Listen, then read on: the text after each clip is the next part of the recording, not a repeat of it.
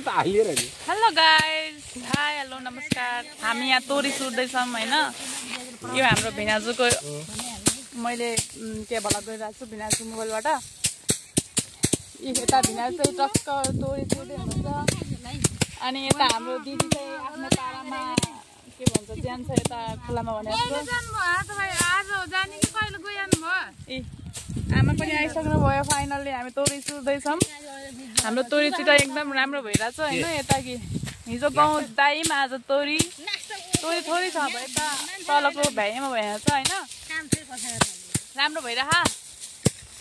के भन्न चाहनुहुन्छ भने सबैले यसो भनिदिनु सक्छ। हजुर, दिपेन्द्र डागी अफिसियल युट्युब च्यानलमा गएर शेयर सब्स्क्राइब लाइक गरिदिनु होला, माया गरिदिनु होला। प्रेम माया भन्ने कुरा, माया र प्रेम नहुँदासम्म कहिले पनि जोडी जम्दैन। त्यही भएर मजाले एकदमै माया प्रेम भन्ने कुरा एकदम गरिराख्नु होला।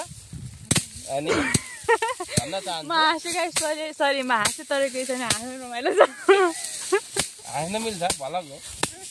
उता दिदी पनि हाँसिरहेको छ आफ्नो बुढाको कुरा सुनेर। मलाई पनि यस्तो के भलक बनाउनु दिएछ नि होइन।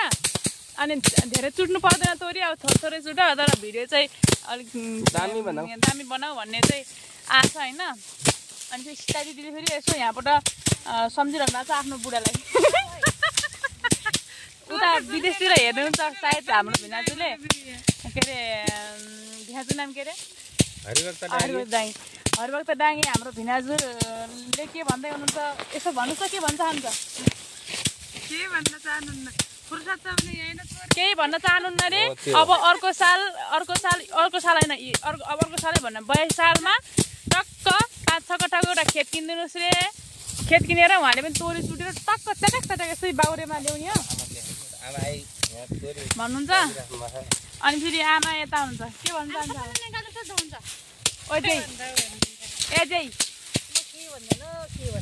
के भन्दैन। अब छोराछोरीकै खुसीमा पनि म खुसी छु हुन्छ भने। अनि अब लट्टा सघाउँछु, धेरै काम गर्दिनँ म। अनि सब रिसासन पनि मैले धेरै काम नगरे भावनाले हिजो अस्ति पनि काम गरेन। अब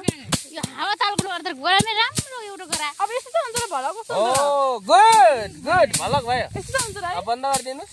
कस्तो हुन्छ भलक मलाई खासै आउन बनाउन यस्तै हुन्छ भलक। अब त्यहाँ लाइक सब्सक्राइब सेयर कमेन्ट के हुन्छ सबै गरिदिनु ला। भिनाजुलाई सपोर्ट गरिदिनु, मेरो भिनाजुलाई फुल सपोर्ट गरिदिनु। यहाँलाई चाहिँ युट्युबरमा टक्क सब्सक्राइब बढाएर के भन्छ उहाँ एकदमै कन्टेन्ट क्रिएट बन्ने चाहिँ उहाँलाई धेरै धोको छ। त्यही भएर उहाँको इच्छा पुरा गरिदिनु होला। म यही भन्न चाहन्छु। हस्त नमस्कार। अबको मोबाइल चाहिँ म हस्तान्तरण गर्न चाहे भिनाजुतर्फ।